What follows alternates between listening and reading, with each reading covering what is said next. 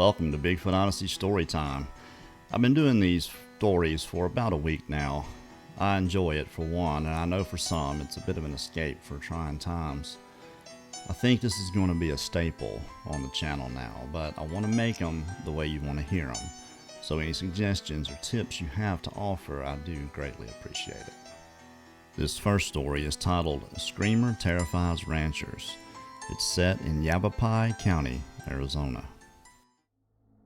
Hello.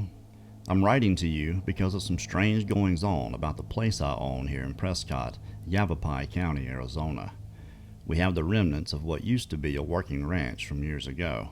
Some livestock left from those days, a few horses, a few Brahma, a couple of goats out there, and a longhorn I won in a bar fight in Mexia, Texas. And recently, we think we have a Bigfoot around. We used to winter horses for people around these parts who were snowbirds, but no more because of the mystery disappearances that happen here. In fact, lots of mysterious things like that happen around the place, especially as fall nears and the weather cools, like September, October, and November. Nothing happens in the summer out here. One notable incident was the disappearance of one of my best dogs, a pit bull shepherd mix. He wasn't afraid of anything and was a great watchdog for the lower pasture.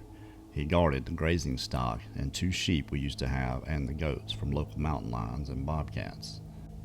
Now you may say the dog wandered off, but he was 10 years old and never left sight of the main house. He was a devoted dog. Some have said a bear came in from the forest at night and took him, but my middle son found him exactly 14 feet up in the crotch of a pinyon pine tree with his neck snapped. No teeth marks found, no bear claw marks, no mountain lion tears. Just a broken neck and tossed up into that tree. Or if not tossed, someone must have put the dog's body up in that pinyon, which my son had trouble reaching. We all tried to explain that one. Now on to the sheep. I bartered with a half-breed for a ram and ewe, and had them down in the grazing pasture along with the stock, horses, goats, and such. We only had them a short while, and they disappeared. For a while, we thought the previous owner snuck back here, loading up the 2 and carried them off, but my wife ran into the fellow in the hardware store in town and talked to him about the disappearance. He came home that day with my wife, and together we went out looking for sign. We found nothing that day, and I don't believe he had anything to do with the sheep disappearance. He told me a far-out story that got me thinking, though, which is why I looked up Bigfoot on the internet. Anyway, he told me of a place up in the Sierra Prieta Ponderosa forest where this Yavapai Indian woman ran her small flock of sheep in the company of her cousin, a blue Merle Coulee, and a border collie that kept her flock together at night, fending off attacks by mountain lions and bobcats, sometimes wolverines. This one season, the woman and her young cousin were bringing the flock down off the mountain grazing. It was late October and snows were expected. She said she was not feeling well and laid down in a grassy meadow to rest, but woke up when she heard the sheep bleating, her cousin yelling, and the dogs loudly onto something. The woman sheep herder said she got to her feet in time to see her 2 dogs biting at the heels of a big hairy man, Soyoko, as he ambled off, escaping with a big ewe under his arm. The hairy man tried to fend off the biting dogs, kicked the one coulee all to heck. This might be what befell my dog. She called off the dogs and watched the hairy man disappear into the pine trees with his prize. He explained the hairy man to her was what we call Bigfoot or Sasquatch. She only told the story once to an elder, and she won't speak of it anymore, but he mentioned they came down from the north in winter. Hearing the sheepherder's story, putting 2 and 2 together, my sons, the half-breed, and I pretty much decided that we must have a rogue Bigfoot living somewheres near the property. I don't mind that so much, and we don't mind sharing some of the fruit off our trees with him, but stealing a man's stock is another thing. I don't expect to put up with that. After reading up on your website, my boys and I, along with other dogs, packed a rifle in a scabbard and rode out recently of a morning during Thanksgiving week and covered the whole western stretch of the property line looking for sign. You would laugh. We looked like a posse in a B-Western. We worked the edge of the tree line for about 2 hours looking for a trail. We found one that led into deep forest, a section none of us had ridden before. We worked the horses through there, in there and around the thick brush. Soon we came to a stream and stopped to gather our bearings and water the horses. Dismounting, I thought I heard someone cough. I asked and nobody heard it but me. My horse jerked up, snorted, and became uneasy, sensing something none of us could see. The other mounts followed. All of us were focusing on keeping the horses under control as they danced about, bucking, kicking, and snorting. My sons thought mountain lion. I wasn't sure. We stood together there by the stream listening, calming the horses when the dogs started looking towards this thicket of tangled brush. Then the barking started in earnest, and they took off. Still, we couldn't see anything, but by now we all expected the dogs to tree a mountain lion. We couldn't follow. The brush was too thick, and the dog noise seemed to end about 20 yards into the thick brush and brambles. We kept calling and calling, and finally the dogs returned, and then took off again. Pretty soon the dogs returned with tongues hanging out, breathing heavy. We leashed the dogs up and took them and led the horses back down to the stream. The dogs settled down some, but the horses didn't, and as we were making an effort to saddle up again, that's when it happened. There came this howl that lengthened into a scream that at first sounded like a Brahma fart, low, guttural, and drug out, ending up into a high-pitched drone like a woman screaming bloody murder. My body reacted with a chill and goosebumps, mainly because the scream was coming from very close, somewhere in that thicket of brambles where the dogs had been. The scream was long and kind of dragged out, the kind of noise that gets your attention real fast. The half-breed yelled, "Soyoko," Bigfoot, as he pulled the rifle out of his scabbard. By now, the horses were almost impossible to control. Then it got quiet, not a sound, no birds, no crickets, nothing. Everything was very still except for the horses. The dogs were by now cowering between our legs, their ears pricked towards the thicket. Then in the distance we heard another scream. It must have come from across the next valley. We were figuring there's fixing to be 2 of these Bigfoot, and I felt fear for the first time. The dogs started whining. My grown boys hurriedly saddled up. We followed and took off down the trail, heading at a full gallop all the way home a good hour later. Ain't never heard nothing like that vocalization before, and I've heard plenty of coyote, wolves, and elk bugle, but never nothing like that before, and I weren't no mountain lion scream either. It was 4 times as powerful. If that was a warning from Bigfoot, we got the message. What a great story. That was Eldridge R. in Mountain Country, Arizona. You know, you gotta think, if one of these creatures is gonna scream at you, it's gotta be some kind of warning. I believe that's exactly how I would take that. This next story comes out of eastern Pennsylvania, and man is it a good one. Hope you enjoy it.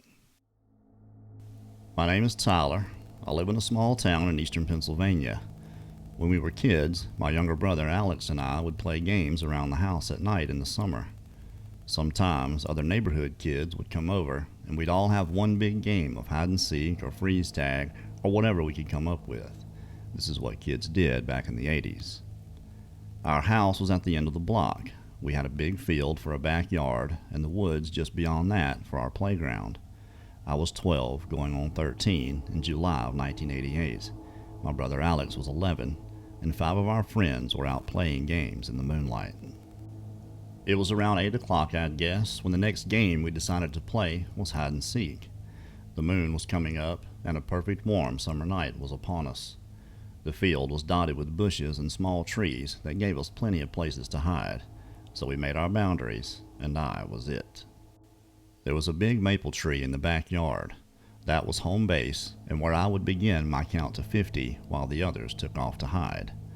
The game was, if you're spotted and whoever is it calls the right name, that person can try to run to base.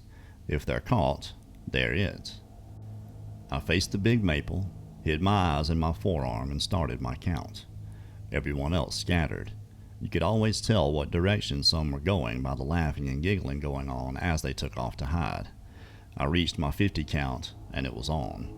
Of course, if you're it, you have to yell out, "Ready or not, here I come," and away I went. I could tell there was at least 1 or 2 in the bushes by the back fence, but I was looking for Tommy. Tommy was a big kid, much bigger than the rest of us. He was 13 and at least 6 foot tall and about 200 pounds. He was an easy target. I could tell by his size who he was, and I knew he wasn't going to outrun me. We had been playing freeze tag earlier just before sundown, and had been smelling something we could only assume was a dead animal, though we didn't see anything dead. Nevertheless, it wasn't that unusual.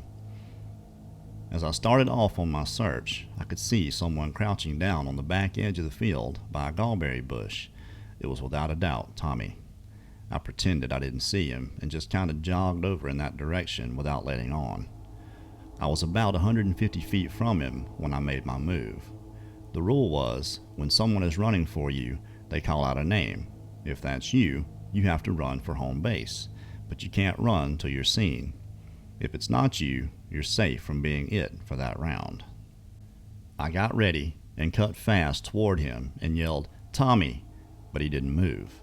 I yelled it again, "Tommy," and still he just sat there.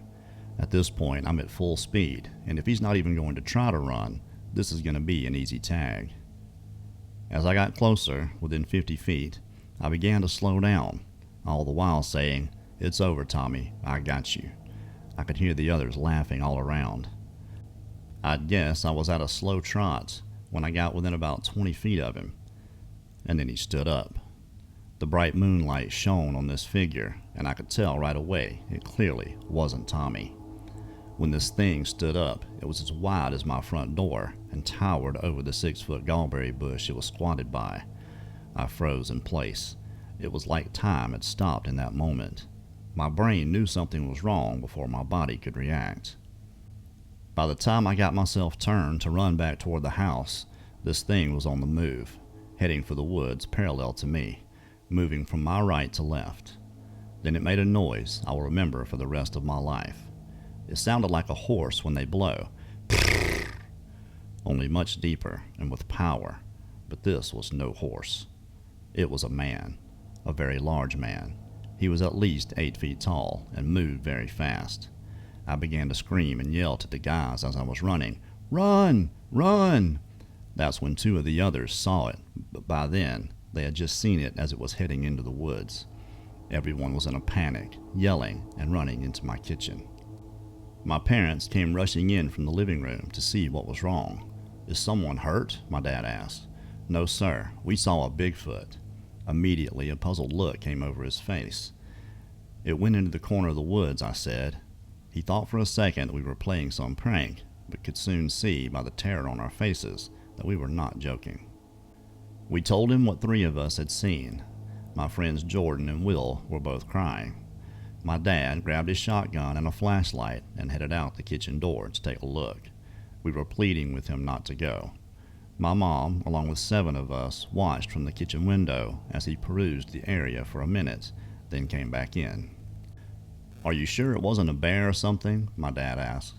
"No way. It was too tall and fast. Besides, we'd never even heard of a bear in that area." There was no way any of the guys were walking home that night, so my dad loaded up our 5 friends and drove them home. The 4 of us that didn't see it are the only ones that would talk about it.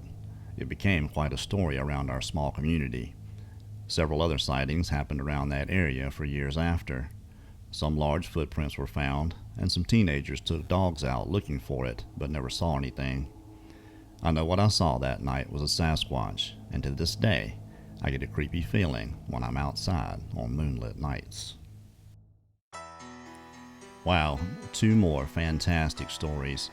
If you'd like me to read your story here on Storytime, just send it to me, bigfootodyssey@gmail.com, and I'll gladly tell it. Well, I hope you enjoyed that. If you did, give it a thumbs up and share it, please. Thank you all once again for listening.